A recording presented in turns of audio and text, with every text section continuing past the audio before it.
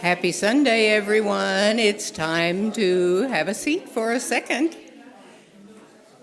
I guess we could do this welcome business as far as everybody's still standing, because I'm going to make you stand up again in a minute anyway, or let you stand up, not make you.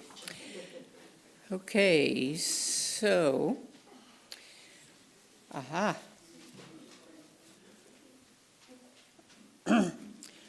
have a confession to make. I need a hymnal. Sharon, can you grab me a hymnal, a gray hymnal?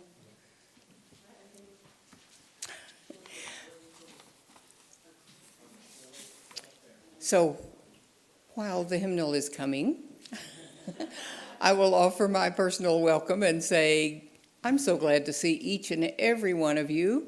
And those of you who are observing us online, we're glad you're there, and hope that one day we'll get to meet you in person. Or you will either come and join us, or you'll let us know and we'll come and join you. I'm sure you're excited for that. Thank you, ma'am. Thank you, ladies, for finding that for me. I got up here without being properly prepared. At any rate, we are an inclusive conversation, and we are delighted that you are here, however you may be joining us, and from wherever, whyever, however you got to be here. And let me turn these pages, and I'm going to ask you to participate with me in this responsive reading. I'll read the white ones, and you guys can read the yellow ones. Deep, deep, deep, deep, and I'm turning the wrong page. I was about to read you the wrong one here. I was going to be on a completely different page. Yes, it might not make much sense with what I'm supposed to be saying, but the page didn't want to turn. There we go. Okay, this is from Marge Piercy, who many of you are familiar with her writings, and she always has interesting things to say. So, to be of use.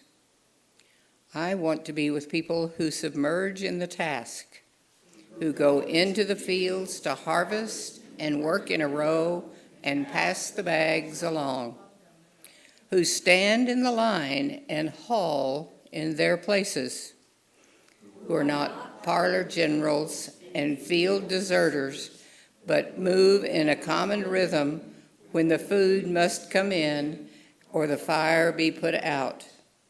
The work of the world is common as mud, botched. It smears the hands and crumbles to dust.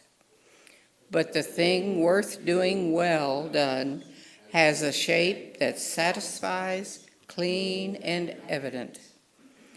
Greek amphoras for wine or oil, Hopi vases that held corn, are put in museums, but you know they were made to be used. The pitcher ice for water to carry, and a person for work that is real. Blessed be. Oh, now I'm supposed to do the greeting. Okay, well, we're here now, and I'm very, very glad to see you, and I encourage you now, as you wish, to stand or not, but to greet one another with a handshake, a wave, a smile, a hug.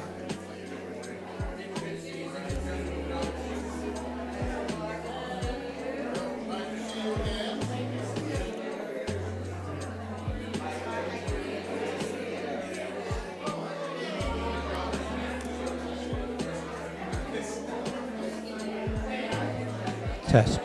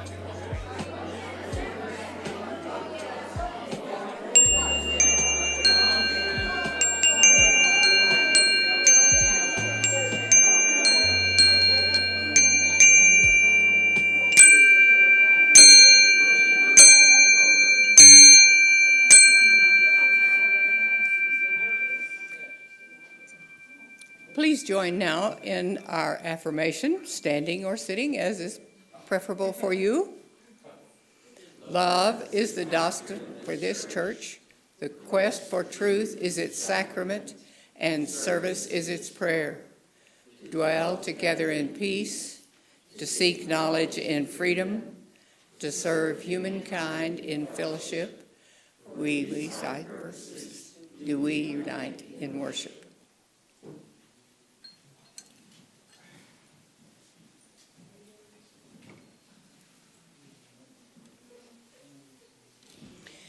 We light our chalice this morning to remind ourselves that each act of kindness, each smile we share, each back we pat,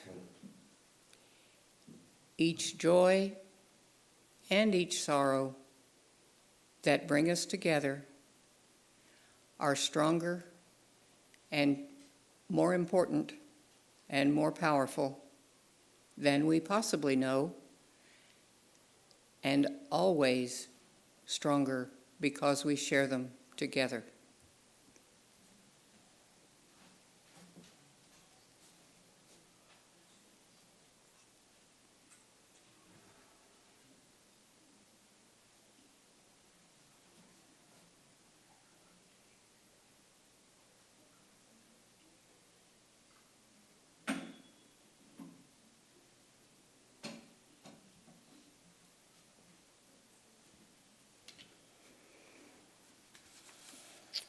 And now a story for all ages from Amanda Gorman. You may remember the beautiful young woman who read a poem of hers at Biden's inauguration. This book is called Girls on the Rise. And in part I chose this because even today, still today, March is Women's Month. And in recognition of all the girls who are becoming women, here we have Girls on the Rise. Who are we?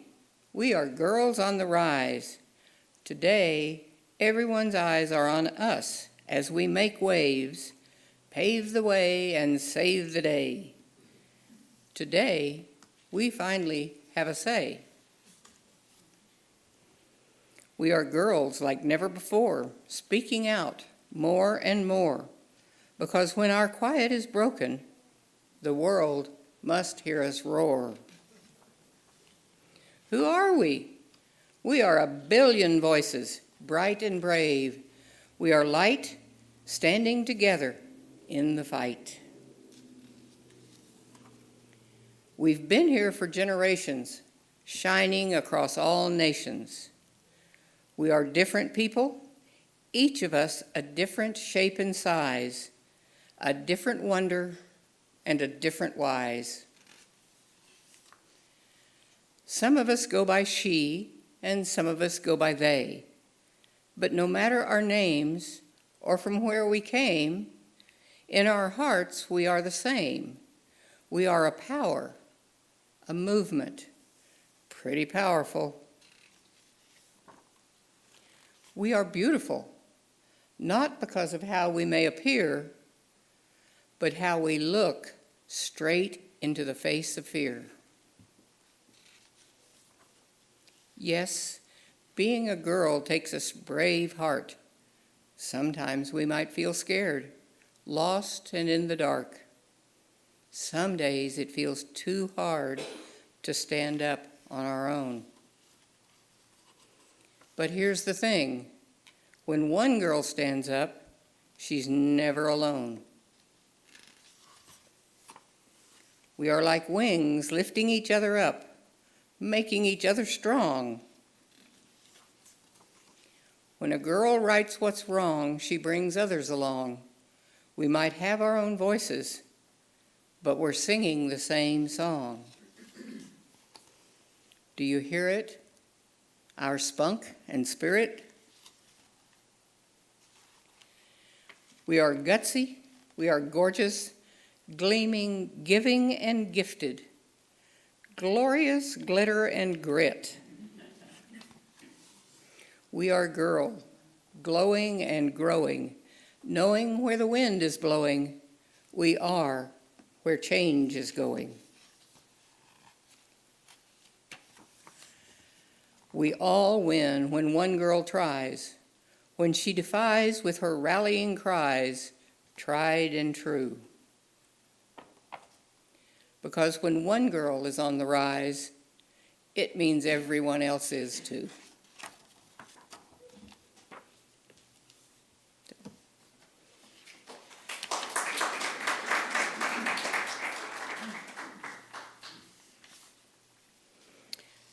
And now's our time to share joys and concerns in the hope that by sharing, the joys become multiplied and the sorrows easier to bear. Please come forward and say your name into the microphone and light a candle and share with us about your personal joys and concerns.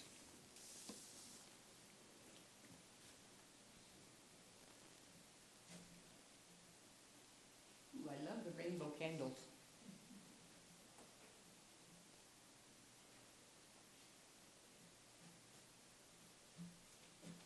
And I'll share a joy that I got to spend some time yesterday with my daughter Paula in Dallas and with her daughter Sarah, whom I haven't seen since she was much, much younger. So that was a delight. Oh, these are so bright and colorful. Hi, I'm Cyndy. I want to say thank you to all of you that reached out to me to make sure I still had a job. I do. Super grateful to my wonderful boss, Casey, who protects all of us and makes sure we stay employed.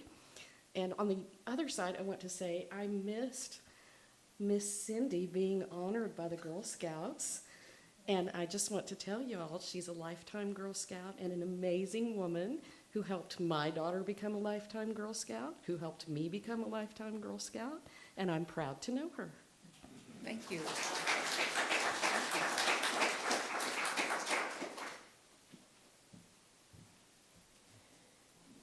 Hi there. My name is Cody.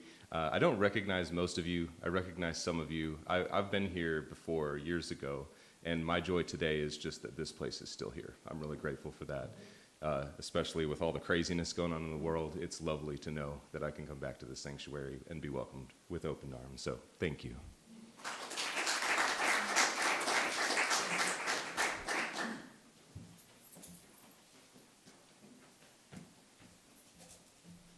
Hey dudes, my name is Richard Fennell, and this joy is for burritas, not to be mistaken with burritos. Burritas are a Honduran food, and we're about to take a road trip to Denver after service, and so far our traditional road trip food is burritas, which is it's like a sandwich between two thick corn tortillas, and it's amazing. And so I bought my usual supply of junk food snacks, but my wife's family is making wholesome food, and I'm learning lessons.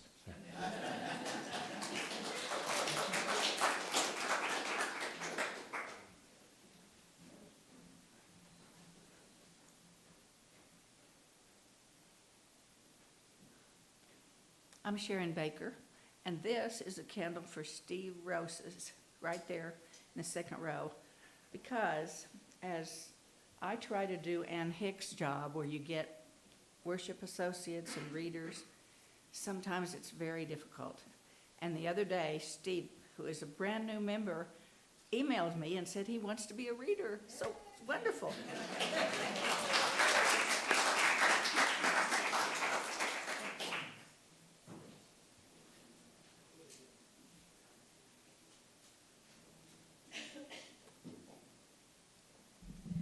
I'm Janda.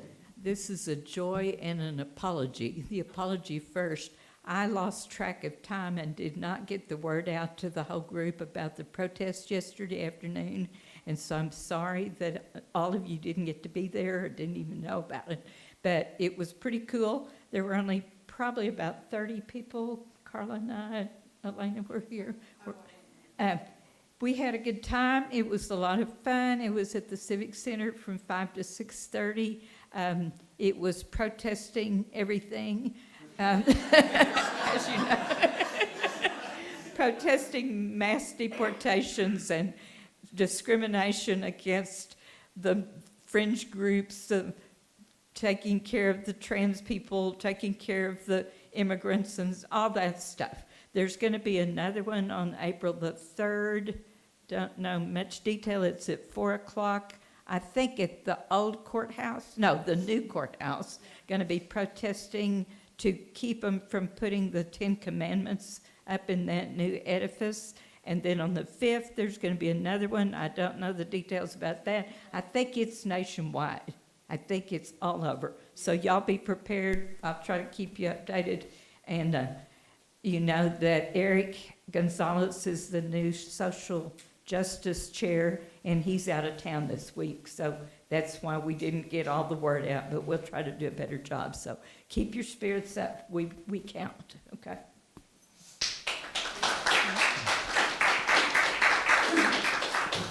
I'm going to remember that going forward. If somebody asks me what I'm protesting, I'm just going to gesture vaguely at everything.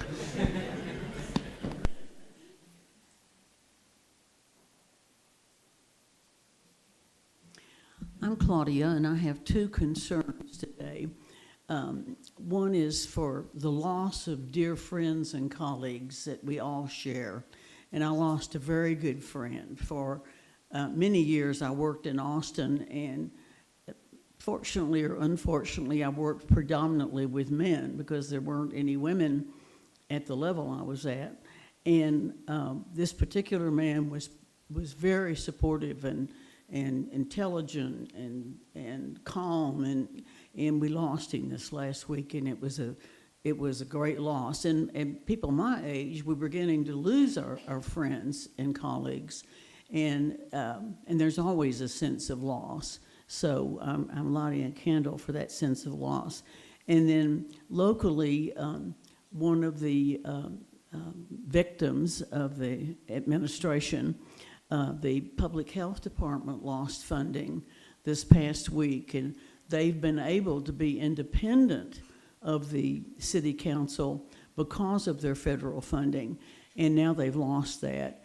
And so it's you need to be very mindful of what programs are going to be impacted. I know their outreach program for sexually transmitted diseases has been impacted, and we probably need to watch that carefully to see if there's anything the fellowship can do to help the public health department.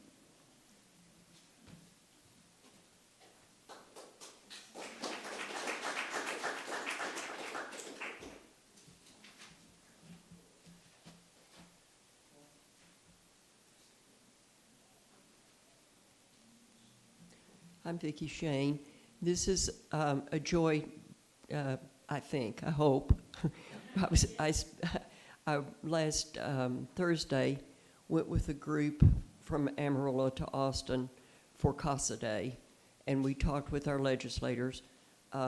CASA has been given the responsibility of vetting all of its personnel and its volunteers. And of course, we work with the most vulnerable children in our society. So needless to say, that's an important step that has to be taken. Unfortunately, it was done outside of the legislative process and no funding was attached to it. So we were there simply to ask our legislators to fund our responsibility. We talked with Representative Smithy, or I'm sorry, Senator Smithy, who has always been supportive of the program, and we felt like we got a good response from him. But one of our representatives refused to even meet with us. So if you are so inclined, please let them know that you support CASA and would certainly approve of the state spending $1.5 million, which is a pittance to them, on being sure that our volunteers and our staff are vetted and fingerprinted and We don't let somebody who is not qualified to work with children into that program.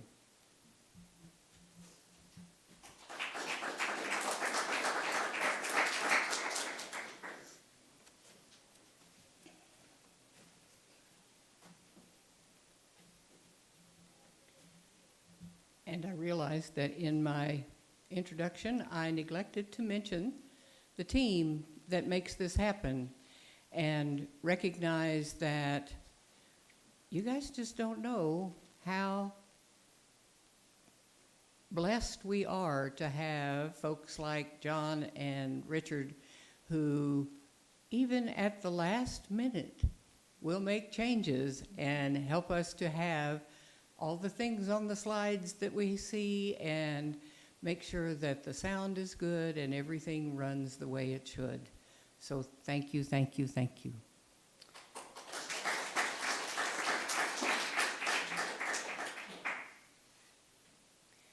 And a final candle for all those joys and sorrows and thoughts held deeply in our hearts but not spoken aloud today. Whoops. Not with that finger. Let's go this way. Oh. I think I learned in Girl Scouts that you don't go over the flame.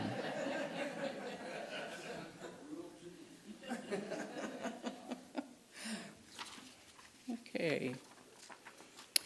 And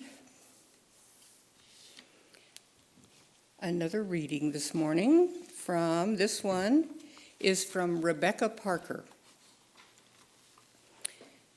And it is called Choose to Bless the World. Your gifts, whatever you discover them to be, can be used to bless or to curse the world. The mind's power, the strength of the hands, the reaches of the heart. The gift of speaking, listening, imagining, seeing, waiting.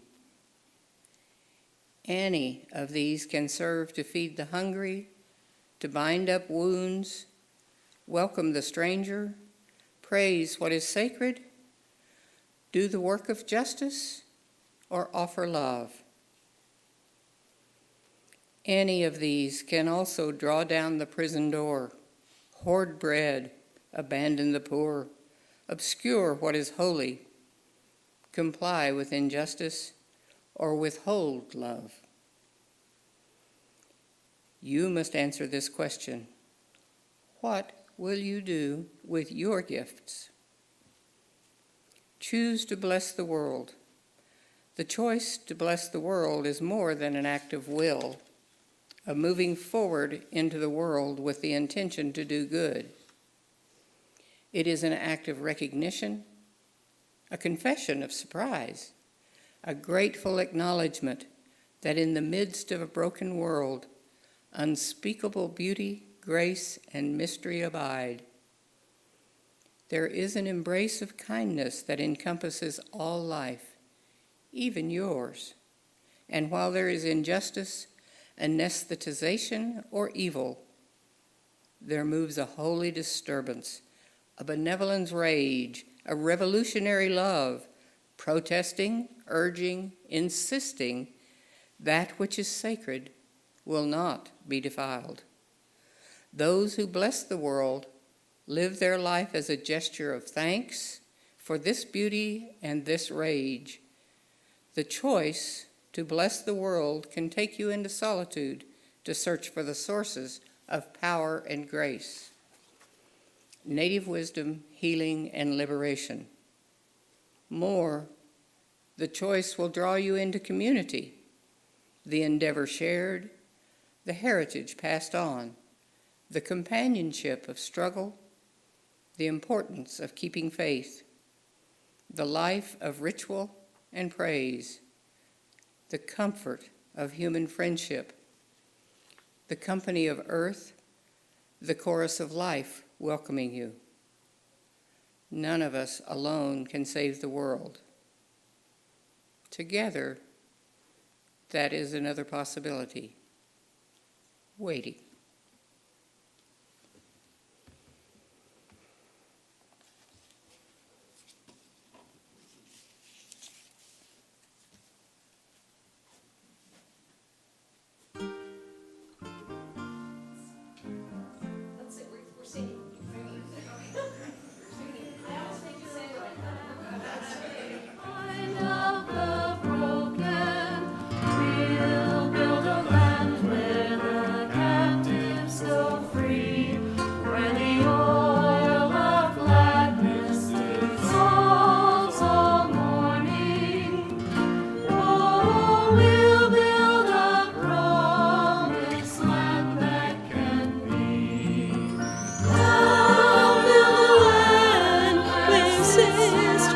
I don't have a great voice this morning. Anointed by love, live and create peace, where justice shall roll down like waters, and peace like an ever-flowing stream.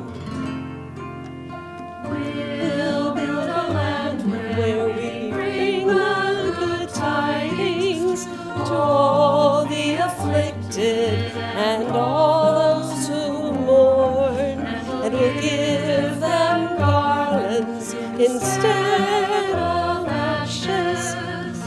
Oh, we'll build a land where peace is born. Come build a land where sisters and brothers, anointed by love, live and create peace, where justice shall roll down like waters, and peace like an ever-flowing stream. We'll be a land building up ancient cities, raising up devastations from old, restoring ruins of generations. Oh, we'll build a land of people so bold.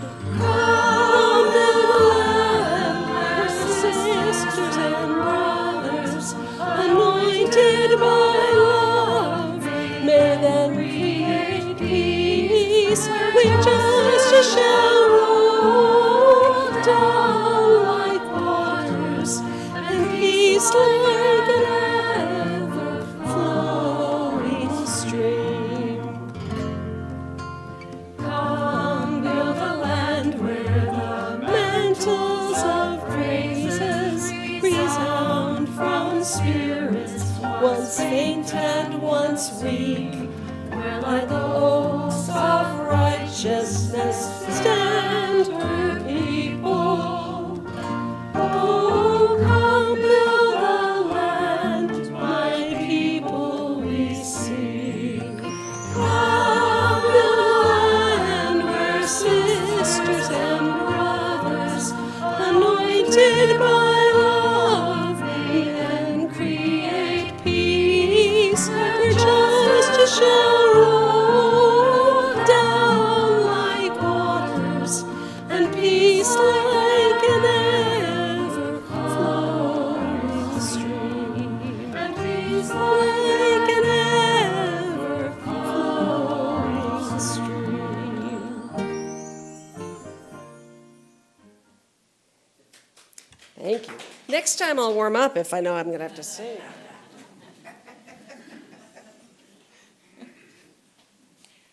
Well, that's another one of those Girl Scout things. Everybody gets to lead the singing.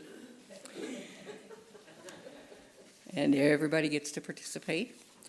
And it is now my honor to remind you and recommend to you the Reverend Lora Brandis. She's been with us several different times and comes about 3 or 4 times a year, and we always look forward to her visits.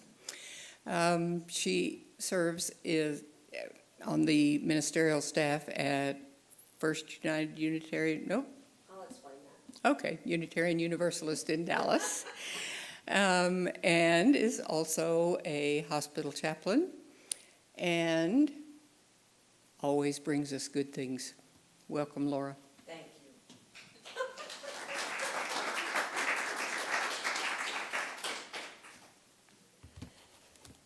you. I always have to explain that because I am a staff member at First Unitarian Church of Dallas. I am not, however, one of the ministers, which is weird. I am a minister. It's like being an adjunct professor. So I do a very small project for them called Faith Forward. Some of you are taking our class starting on Wednesday, and I will see you online then. My label is really community minister because I'm a hospital chaplain. I preach around to congregations like yours, and I'm a spiritual director. I'm a lot of different things, but I'm also mostly Rose and James's Nana. That's the best title that I have. So it's good to be with you. I haven't seen you since December. And gosh, there's not really much that's changed since then. So, we're going to talk about that. So first, I want to share a reading from Timothy Snyder called On Tyranny, 20 Lessons from the 20th Century. History allows us to see patterns and make judgments. It sketches for us the structures within which we seek freedom. It reveals moments, each one of them different, none entirely unique. To understand one moment is to see the possibility of being the co-creator of another. History permits us to be responsible, not for everything, but for something. The Polish poet Czesław Miłosz thought that such a notion of responsibility worked against loneliness and indifference. History gives us the company of those who have done and suffered more than we have. By embracing the politics of inevitability, we raised a generation without history. How will these young Americans react now that the promise of inevitability has been so obviously broken? Perhaps they will slide from inevitability toward eternity. It must be hoped that they could instead become a historical generation, rejecting the traps of inevitability and eternity that older generations have laid before them. One thing is certain.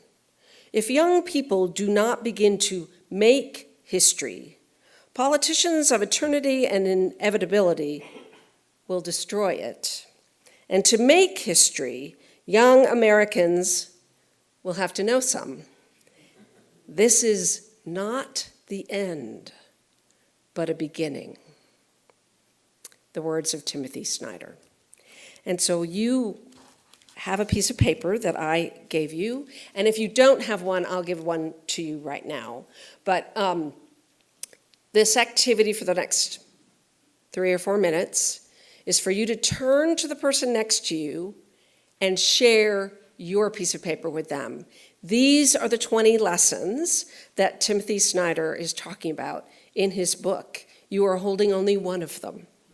I want you to know another one by turning to the person next to you. Go.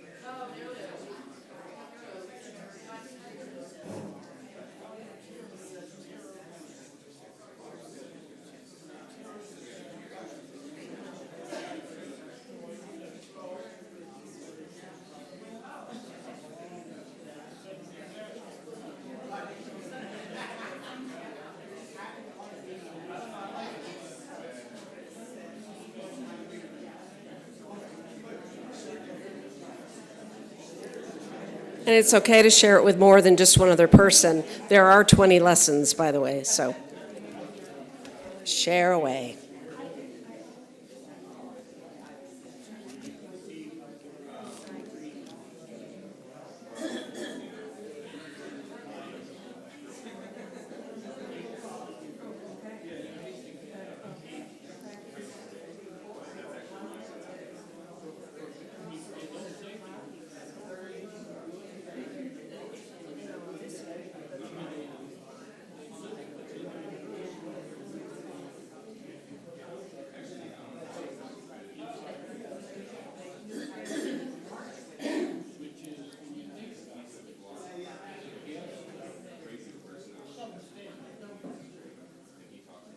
Okay, it sounds like we're winding down a little bit.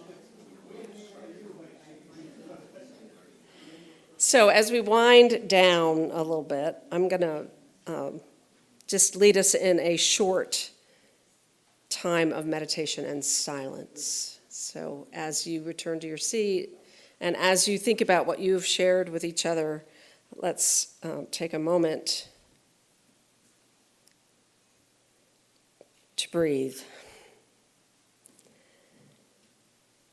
And to notice where we are right now with all that we have already named in the room in our joys and concerns. Also to name that tomorrow is Transgender Day of Awareness. And to name that we are still here and this fellowship is still here and welcoming. Welcoming and protesting everything. We also want to notice and acknowledge family and how important that is.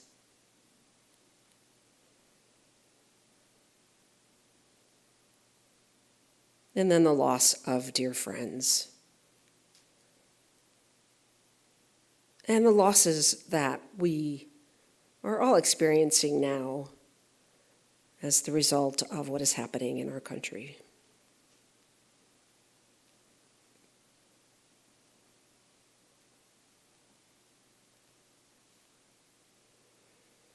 These are joys and our concerns that are always interwoven together.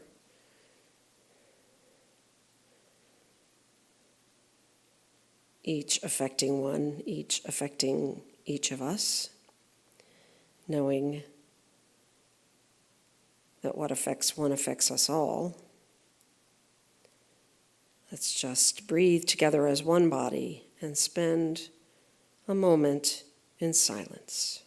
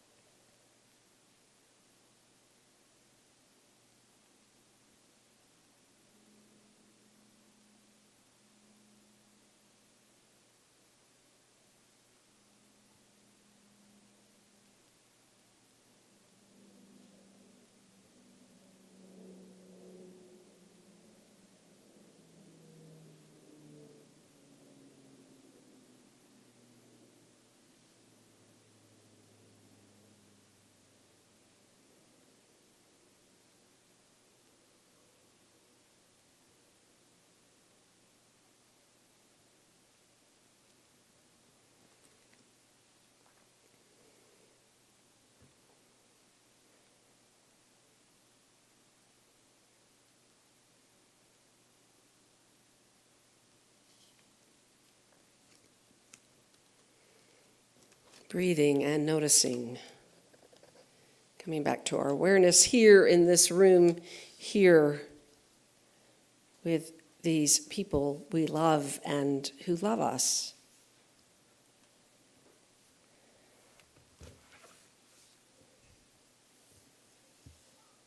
We say amen and blessed be.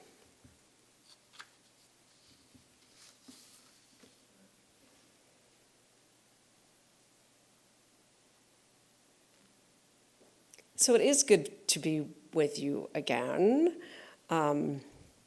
I have to tell you that I have given up Facebook for Lent. See, that's the laugh that I expect when I say that, especially to Unitarian Universalists, because you think, really? Is that a thing for Unitarian Universalists? Do they have Lenten practices?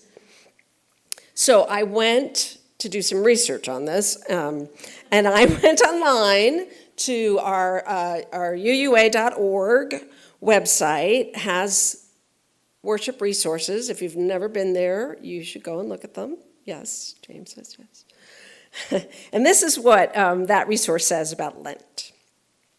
Lent begins on Ash Wednesday, marking the beginning of Lent, which is intended to be a time of self-denial, moderation, fasting, and the forsaking of sinful activities and habits. The forsaking of sinful activities and habits. Giving up Facebook seems to fit. Now, there is another way to have a UU Lenten practice. It's not so much about sinful activities and habits as it is about an intentional reflection on our values. There is a daily word that you carry with you throughout the day, and then capture an image that represents the word. Reflections and images are shared on social media with the hashtag UULent.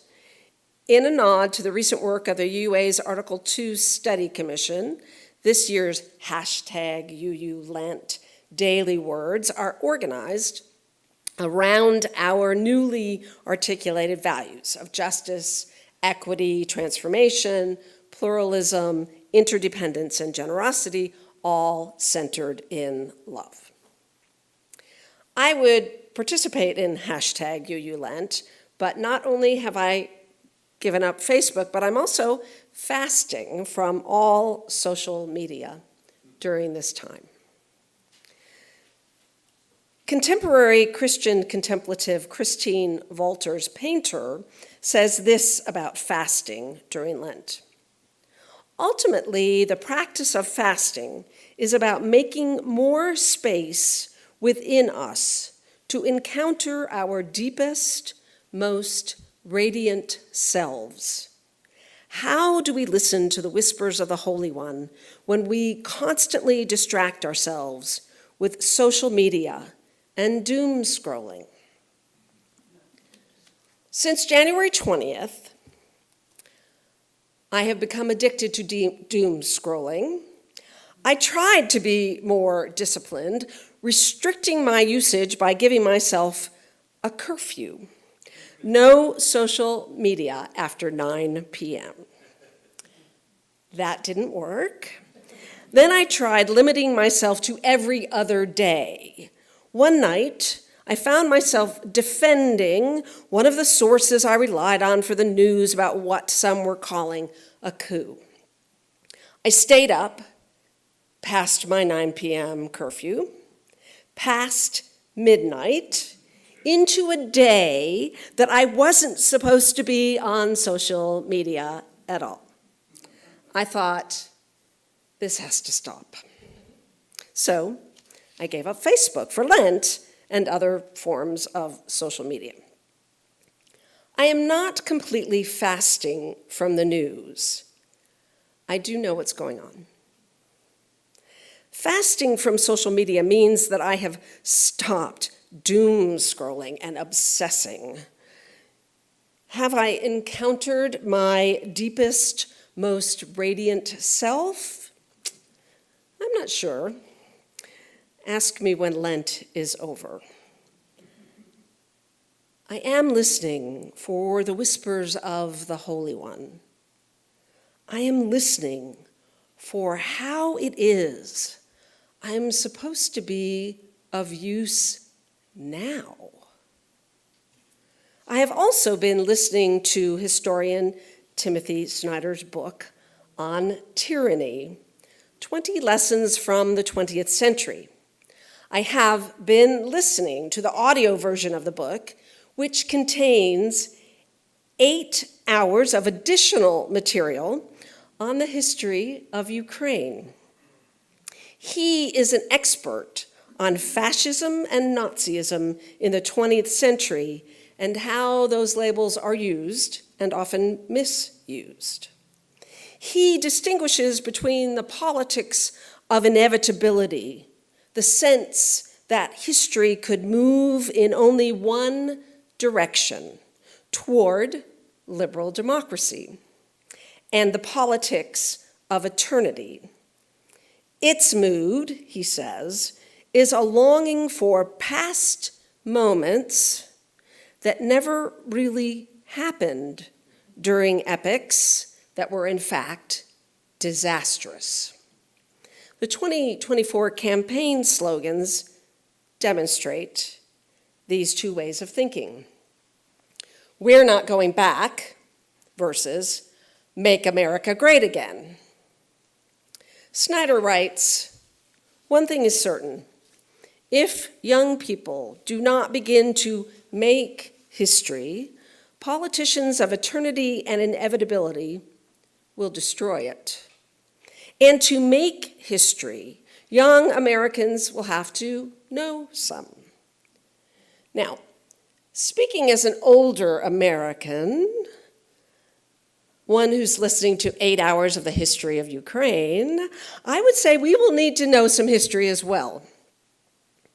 It will help us better understand how we have arrived at this moment in history. It will also help us how we can all be of use now.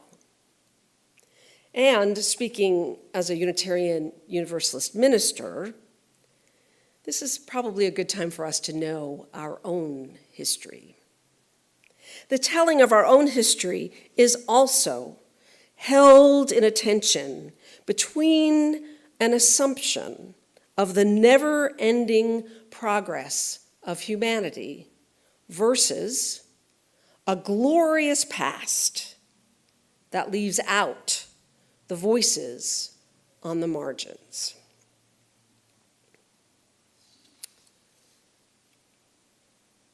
We like to tell one of the stories of our glorious past this month because it happened in March in 1965. We like to tell the story of our participation in the Selma to Montgomery protests that took place in March of 1965. 60 years ago, Unitarian Universalists were challenged to answer Dr. King's call and show up in Selma.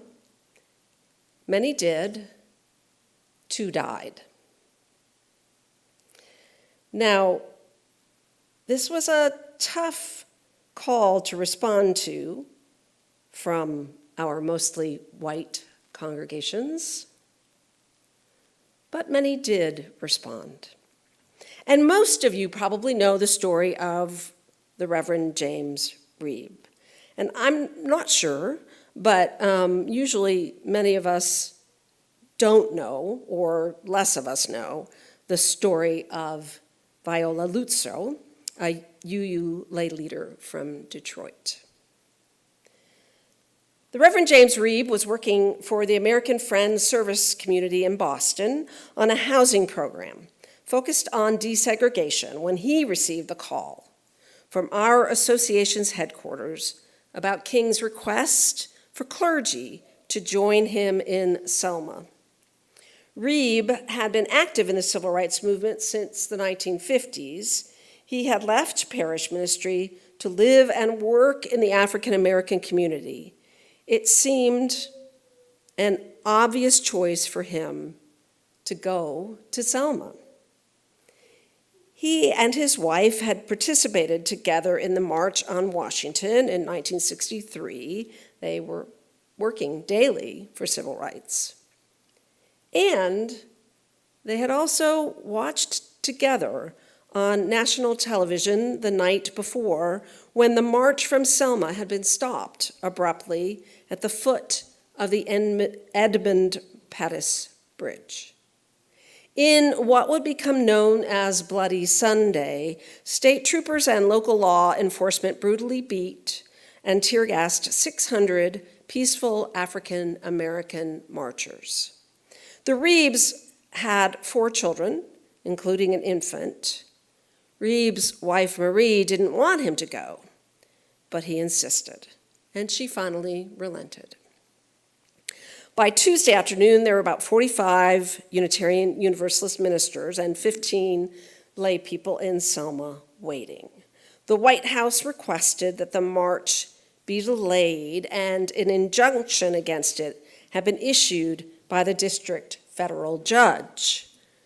At 3 p.m., 2,500 marchers led by King went back to the Pettus Bridge. Faced with 500 Alabama state troopers, the marchers knelt and prayed. The troopers parted as if to let them pass, but King rose and led the marchers back to Brown Chapel AME. Fearing there would be more violence, they would wait until the injunction was lifted. That evening, a group of Unitarian Universalist ministers headed to dinner at a restaurant recommended to them by the Southern Christian Leadership Conference headquarters.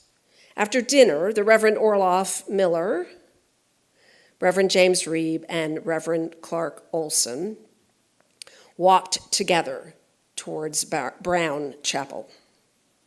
4 or 5 white locals came out of a store behind them and started yelling.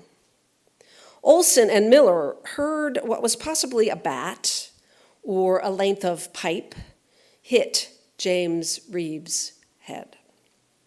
All 3 were beaten. 2 days later, James Reeb died. President Johnson called Marie Reeb to offer his condolences. The next Monday, Unitarian Universalist ministers gathered with others in Selma to hear King memorialize Reeb. Later that evening, President Johnson addressed a joint session of Congress introducing the voting rights bill with these now famous words. At times, history and fate meet at a single time and a single place to shape a turning point in man's unending search for freedom. So it was at Lexington and Concord, so it was a century ago at Appomattox, so it was last week in Selma, Alabama. There, long-suffering men and women peacefully protested the denial of their rights as Americans. Many were brutally assaulted.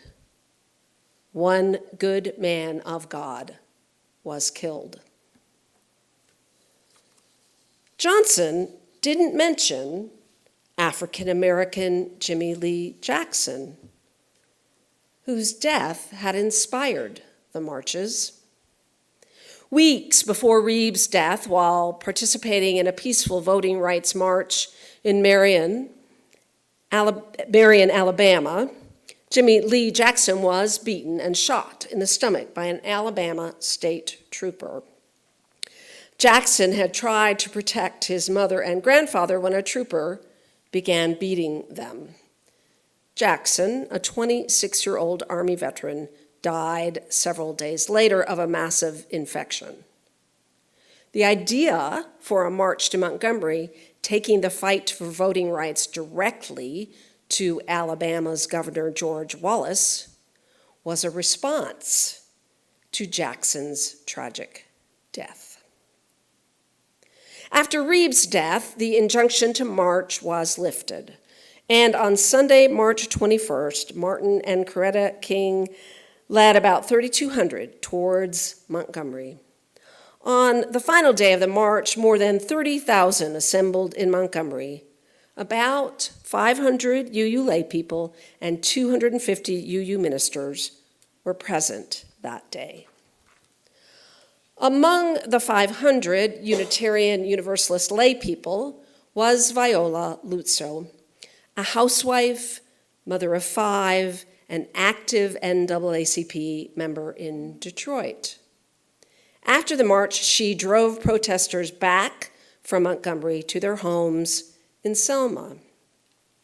She was heading back to Montgomery to pick up more marchers when a car filled with Ku Klux Klan members pulled alongside her and shot her in the head, killing her instantly. Viola Luzzo is the only white woman honored on the Civil Rights Memorial in Montgomery, Alabama.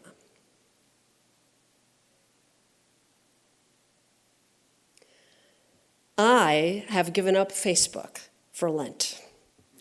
It seems like such a small gesture at a time when it feels like I should be doing so much more. Lesson number 9 from Snyder's book. Who got lesson number 9? Anyone? You don't know, you're looking. Look, everyone's like looking. It's okay. I'm going to read it to you. Be kind to our language. Avoid pronouncing the phrases everyone else does. Think up your own way of speaking, even if only to convey that thing you think everyone is saying. Make an effort to separate yourself from the internet. Read books. Read books. Well, I can do that. I'm doing that. While I'm away from Facebook, I actually do it all the time. I can also vote in local and state elections, stand out and speak the truth as I see it, support investigative journalism, make new friends and march with them, contribute to good causes, be calm when the unthinkable arrives. Lessons 3, 7, 10, 11, 13, 15, and 18. These are all lessons we can learn and actions we can take. Lesson number 20. Who has lesson number 20? I handed that out kind of specifically to, lesson number 20. Yeah. Be as courageous as you can. If none of us is prepared to die for freedom, then all of us will die under tyranny. I will always remember the professor in seminary who asked us what or who we were willing to die for. We were learning about some of the early Christian martyrs, and he asked us, what would you die for? At the time I thought, my children, now I have grandchildren. I don't know what I would have done when the call went out to Unitarian Universalists to join Dr. King in Selma. I don't know if I would have answered yes, like James Reeb and Viola Luzzo. I do know it's worth asking myself that question. I want to be of use. We all want to be of use. The poet Marge Piercy writes, I want to be with people who submerge in the task, who go into the fields to harvest and work in a row and pass the bags along. She concludes her poem by saying, Greek amphoras for wine or oil, Hopi vases that held corn are put in museums, but they were made to be used. The pitcher cries for water to carry, and a person for work that is real. The work is really real right now, my friends. Let's get to work. May it be so. Amen, and blessed be.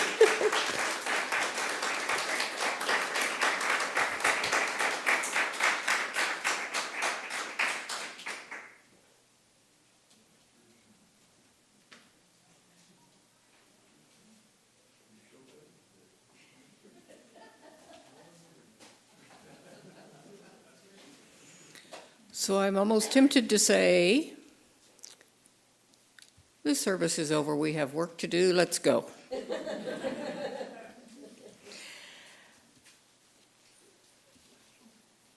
But at this time, I ask that you give from your heart what you can to help sustain and strengthen this place so that we have a place to gather as we go to work.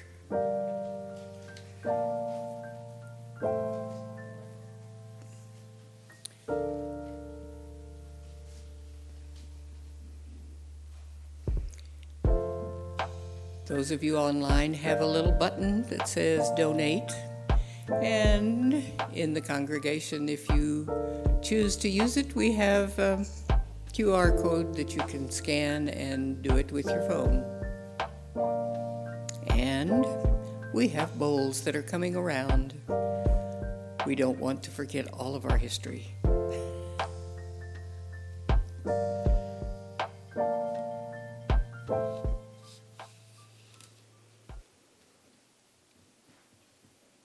So let me start the announcements with Lora and I will be going to lunch, and we invite anyone who would like to join us to come and talk to us, and we'll figure out where we're going for lunch.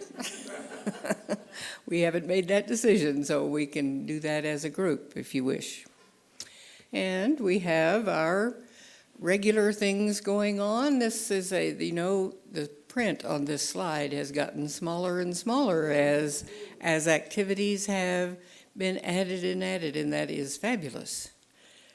You know, one day the print may be so small we have to go to a second slide. Ooh, won't that be lovely?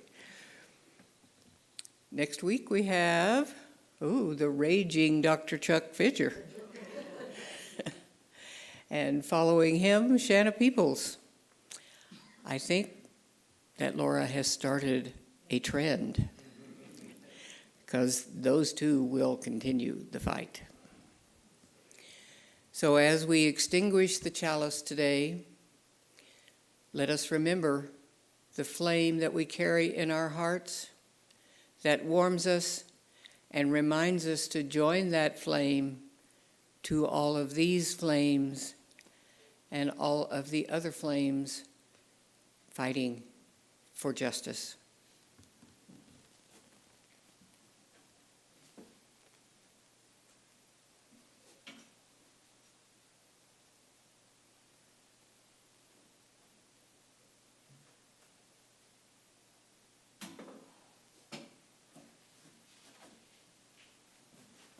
And now please stand in body or spirit for our closing song. Spirit of life, come unto me. Sing in my heart all the stirrings of compassion. Blow in the wind, rise in the sea. Move in the hand, giving life the shape of justice. Roots hold me close, wings set me free. Spirit of life, come to me, come to me. Fellowship of this hour, touch and move our lives until we come again together. And hold on briefly.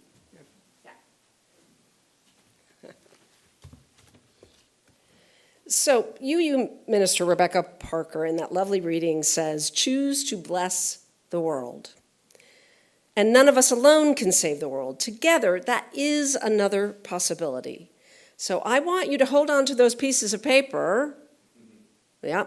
And I want you to find someone else when you're talking to them who has a different lesson than you have. And in that way, we're connecting with each other and learning all 20 lessons because we will need them all. So go out this week, talk with each other, connect, and bless the world.